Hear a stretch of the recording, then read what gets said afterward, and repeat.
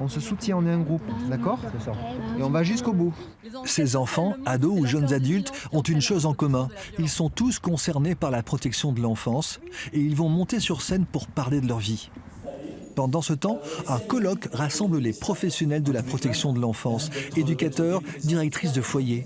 Les jeunes acteurs apparaissent en super-héros sauveurs de planète, mais dans leur réplique, il y a d'abord leur histoire. Bonjour, je m'appelle Luna, j'ai 10 ans et je vis sur la planète des papillons depuis 4 ans. Parce que j'avais des problèmes chez moi, j'avais des comportements violents. Quand j'étais petit, je n'écoutais rien ni personne. Et je ne faisais que des conneries, impossible à me canaliser. Ils ont entre 7 et 20 ans et leurs cas sont très différents.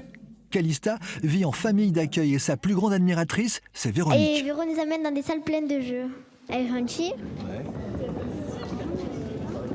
Elle nous fait faire plein de choses, on ne s'ennuie pas avec elle. D'autres super-héros vivent dans des maisons d'enfants à caractère social qu'on appelait auparavant foyers. Il y a un temps d'adaptation, une demi-journée, puis on reste une nuit, puis un week-end, puis un an, et puis la vie continue.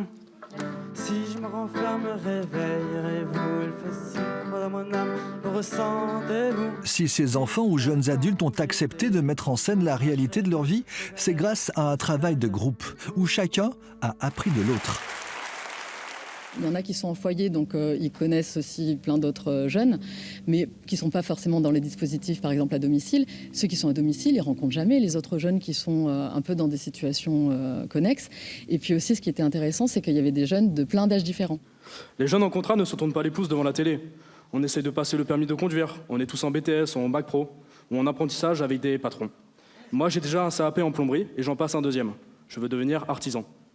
Tout ce qui est protection de l'enfant, c'est compliqué, puisqu'il s'agit de parler de l'intime, de parler de la famille, de parler des liens d'attachement. Donc ces enfants, ils ont déjà vécu des difficultés, ils vivent des difficultés qui sont importantes.